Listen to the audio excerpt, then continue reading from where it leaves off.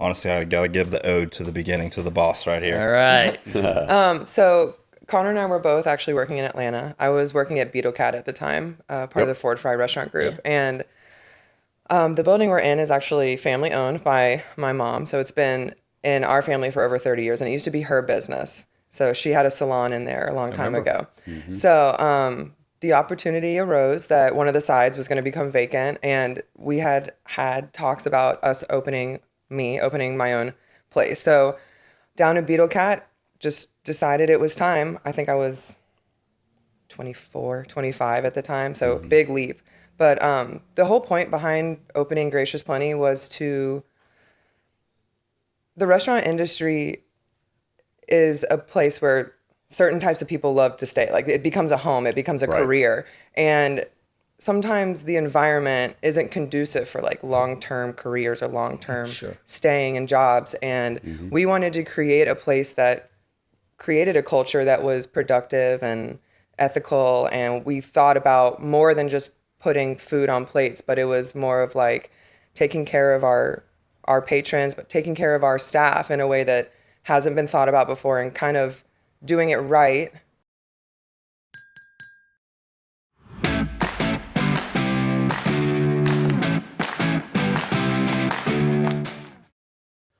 Welcome back to Brew Talks. I'm Steve Stroud, President and CEO of Roswell, Inc. We're the economic development organization here in the city of Roswell.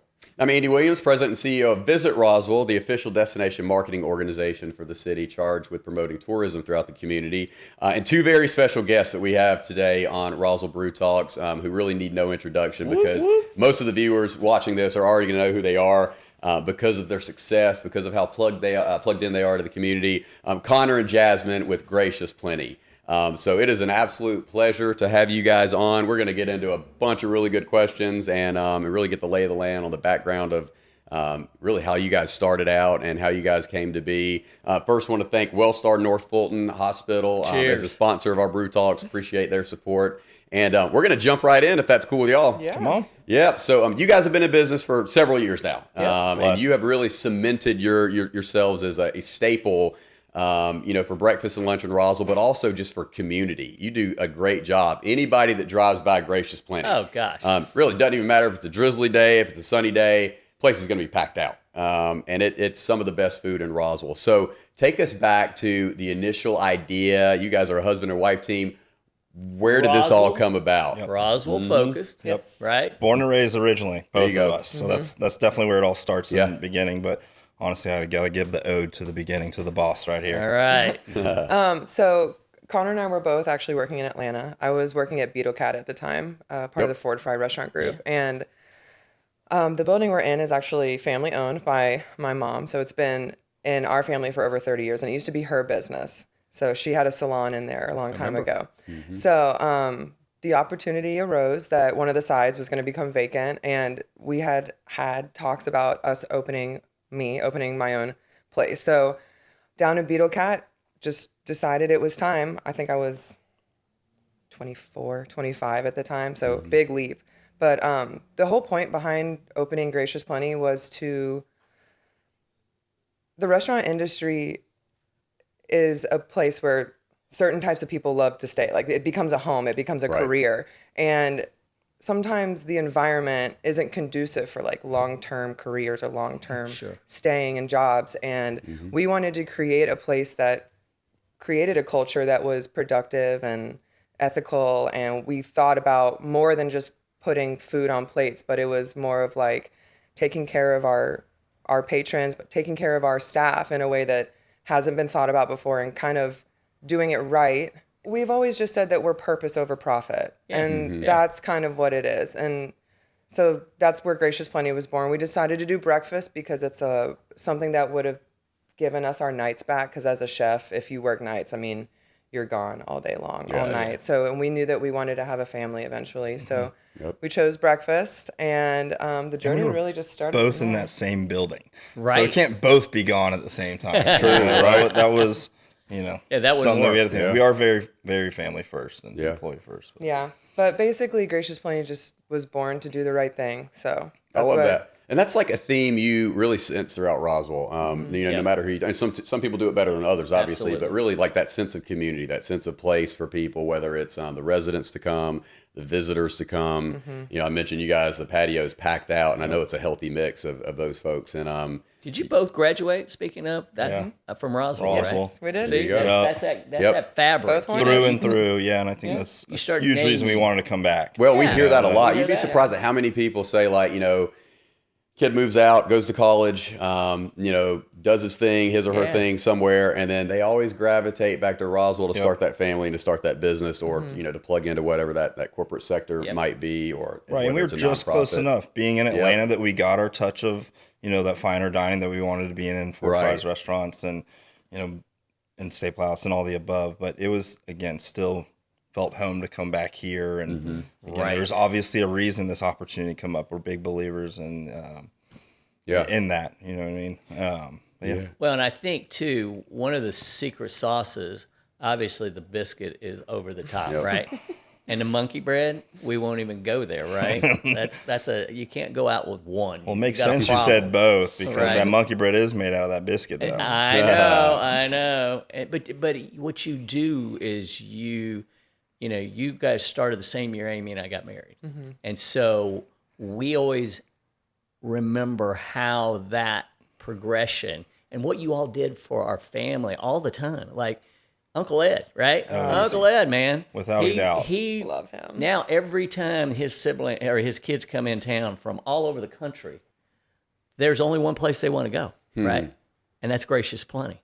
And so you start to see what you do. And my kids, Taylor and Caroline, they come up from Midtown every time.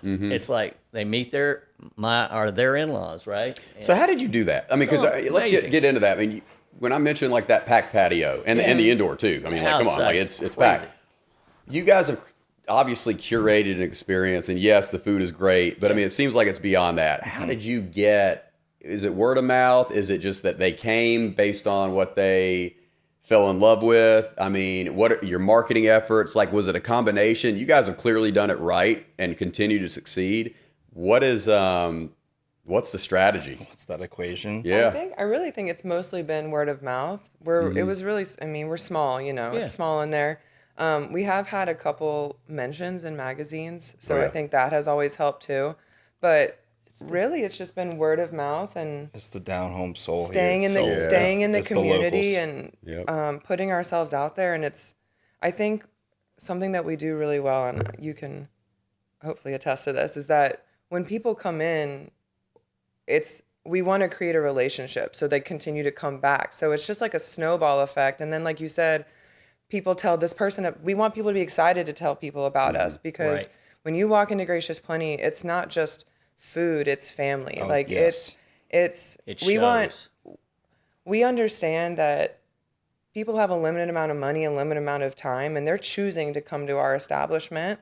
And we want to make it worth their time, and we want them to leave feeling better. That's a big thing about us, is like, we believe Gracious Plenty is the droplet to the ripple, and that a lot can come from just smiling and knowing someone's name and getting their order right. Seeing people. People just want to be seen. And I think that's one thing that we've created this this family base of regulars. Yeah, you do.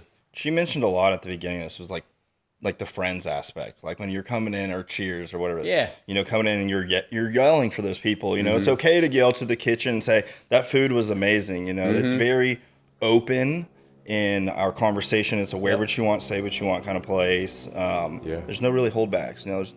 There's rules and morals and all that kind of stuff to it, but it is very open to all aspects and walks of life. So let's talk about the food. I mean, that's incredible. We've hit the community aspect of it. You guys have nailed that, obviously, but obviously too, people keep coming back because the product is there. Product's over the top. And we've all got our favorites. We talk about the biscuits, the monkey bread. I'll tell you, one of my favorite things I've eaten there, and this is probably one of the most simple things you guys have on the menu, like a cinnamon sugar apple. Oh yeah! Holy smokes! That's why it's going to BJ Reese. It's buying the simple local products. There you go. Highlighting the farmers. I say this all the time. They're like, the food's amazing. I'm like, go talk to the farmer. Yeah. I was like, thank God they did what they needed to do to get us to this point. Again, without the farmer, sourcing relatively local. It sounds like as much as possible. Seasonal, because I mean, I was eating watermelon the other day, and I was like, man, there's nothing better than good watermelon, but there's nothing worse than bad watermelon. I know. I bit into a bad one last week, and I was like, this is bummer. Yeah. So it's, we just let the seasons talk also. It's a strawberry in season is just,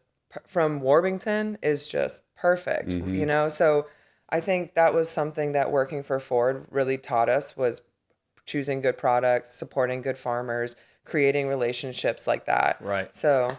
Yeah. It is. I mean, it's tough sometimes to tell people no, that there's no tomatoes in the middle of December. I'm like, peaches. Right. Yes. I was like, I know we talked about this. Those peaches. Peaches, man. I love that peach. Brother, you guys be honest about it, though. It's true. And we're fortunate. Again, we have people that are in the community that help us with that. When David at Can't Street Farmers Market has peaches, I'm like, cool. Just another indicator. Oh, I'm going to go buy from him because he's buying good Georgia, South Carolina, Florida peaches, wherever they're coming from. They're time true tested. And again, it's more on us is that when customers ask, where can we go get it? Yep. Yeah. You go right there across the street. Yeah. You know what's cool about this? I remember back during COVID, that word we don't mention anymore, but we're about to mention it.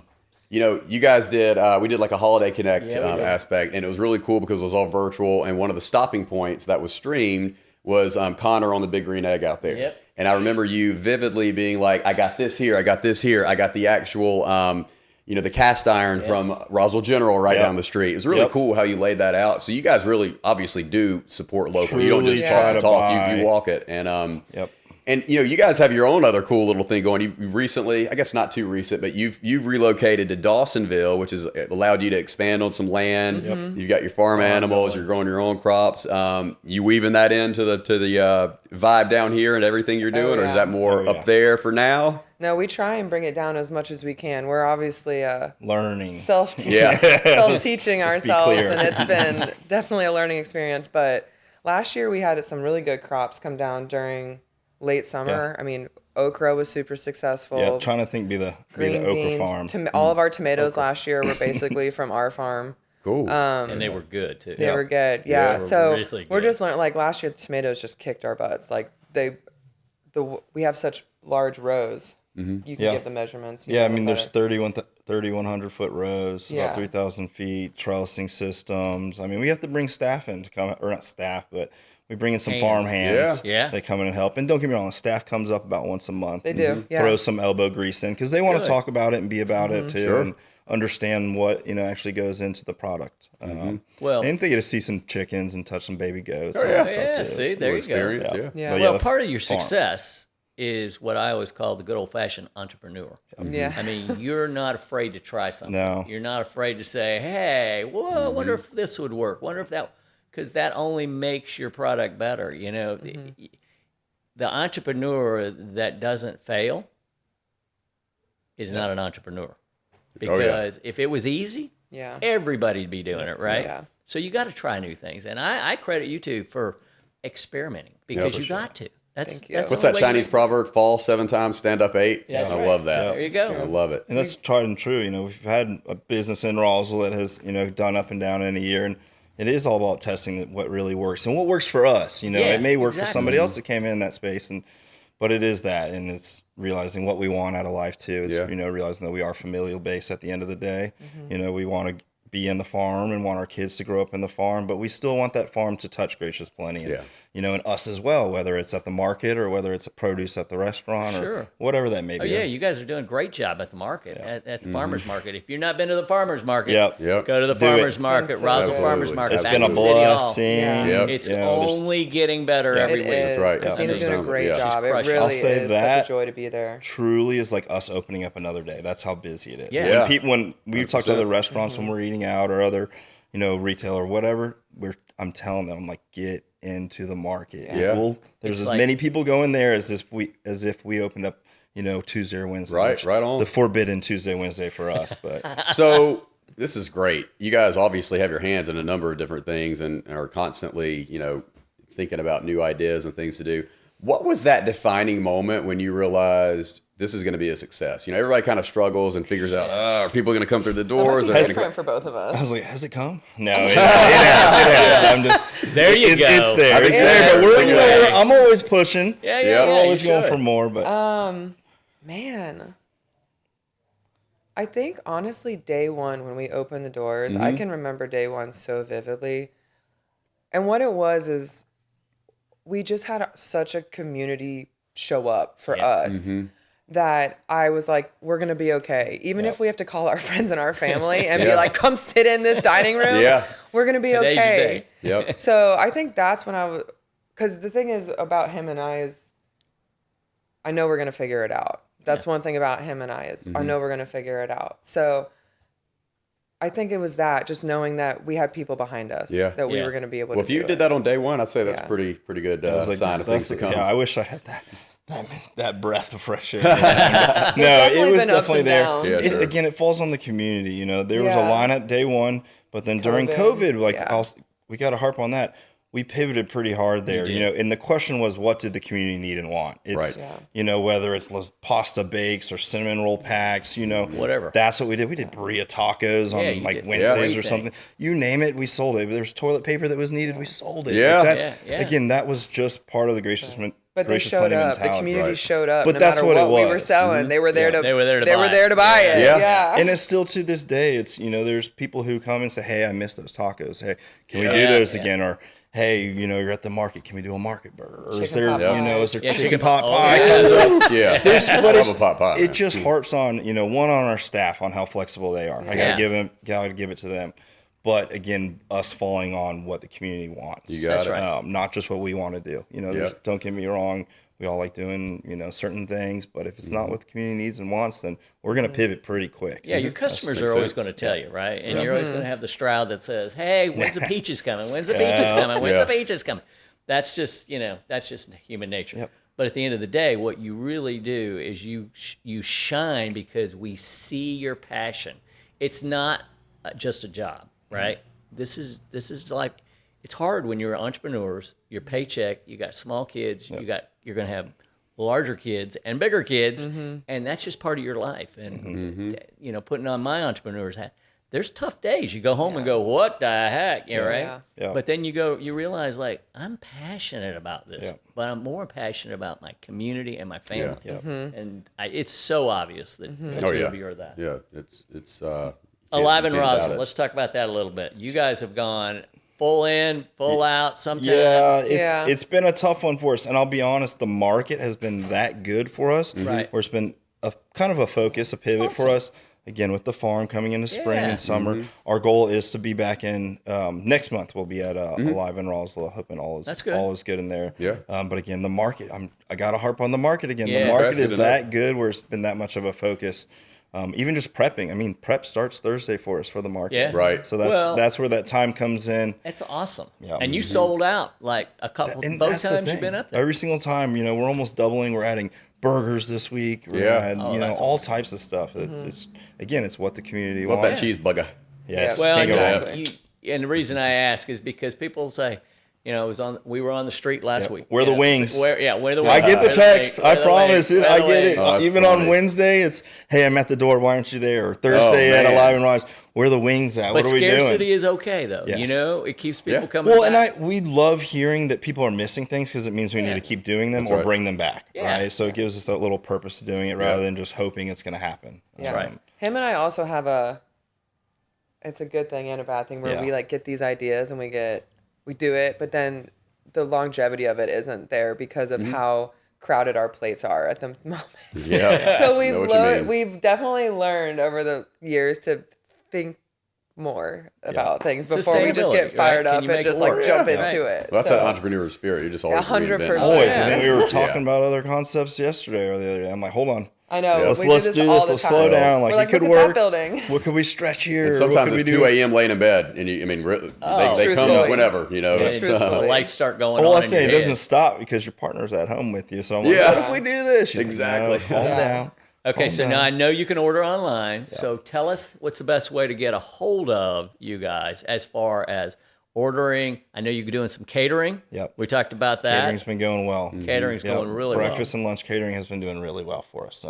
Excited for that, whether it's private at home for weddings, groom's parties. It could be corporate lunches that we're going for. It could be small parties. Awesome. Truly, it's Not a problem. It's basically our menu for the most part, expanded into the amount that you need. There is a little bit of personality that can go to that. Sure. But it is more or less limited, but again, loving the catering side of things for us. It's been doing well. That's a good added. Yeah. I got to ask this because we've talked about food a good bit, though, and put you on the spot a little bit. And it might be one of those things where you're around your food so much that you maybe don't want to eat it as much, but you've got to pick something off the menu. What is your go-to? That's hilarious. I was going to ask y'all that. Oh, I always like to see what people are eating, you know. Don't get me wrong. I can look Everybody's at a got their P&L, things. but it's funny to see the combinations that people make. My You know dad what I eats mean? the same thing every single time he Does comes. he really? Doesn't stray. Yeah. It's crazy.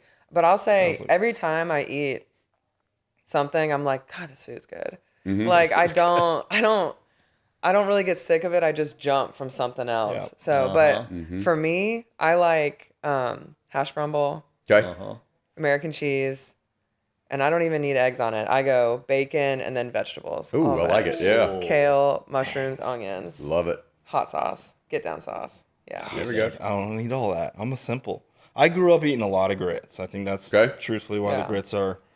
I'm with Hopefully you. they are. I'll give Yeah. Nana the ode to that one. I give you. I'm grits. Got to give a shout out to 5 N Pastures for our eggs. We hear a Yeah. lot of Oh, compliments. great eggs. They're in Cleveland, Georgia. Again, Yeah. showing Great love eggs. to Georgia. Yeah. Free range. So, yeah, Big deal. grits, eggs, chicken sausage has been my kick lately. Okay. A little Really? spice in there has been treating me right. I think that's really it. Yeah. Yeah. I'm simple. Maybe a Man. little pimento cheese, maybe. It's fun watching our staff like kind of make their concoctions though, especially you the name it. servers. Yeah. They're like, I've seen chicken salad. They want to do like melts. Yeah. Where they'll Oh, start that's putting yeah. Swiss cheese on. And I'm like, if we got it and we can do it at the time, let's figure it out. Yeah, But I like that. It's fun seeing the combination. Andy, what's for yours? sure. Yeah. Cheeseburger. Cheeseburger. Yeah, we Going heard for the shout lunch. out. That gooey, that cheese just come. Oh man, yeah, all day long. cheese. Good homemade Voodoo bun. chips with it. Oh, call it a day. All day Grits long. bowl. There he is. Grits bowl. 3 eggs over easy. Let them break in it. Just Yeah. go ahead. Put that avocado smash on top of Yeah. it and crispy bacon. Love that. Man, you go. Yeah. I am in heaven. That is it right there.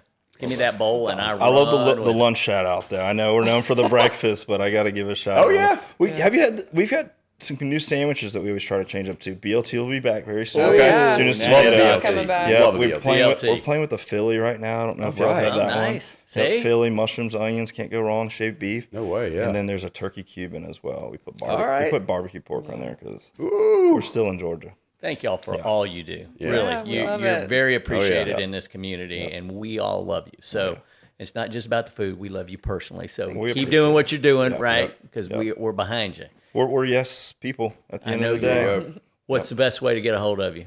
Facebook. Website, Website, graciousbbb.com. Okay. And honestly, it's all connected to us depending on So it who's dings you. whoever's it's focused on. We'll kind of answer you back at that time. Awesome. Perfect. Yeah. Awesome. But Well, we're guys, all it's here been an for it. absolute pleasure to have y'all on again. To y'all. echo Steve, thank y'all for everything. You guys Yeah. at this point don't even Rock need to do anything. You've submitted yourselves as a staple of Roswell, so we Thanks, guys. appreciate you. And we'll have you back on again in another year or so to talk about some updates. But in the on. meantime, cheers. Cheers. Sounds good, guys. Appreciate you.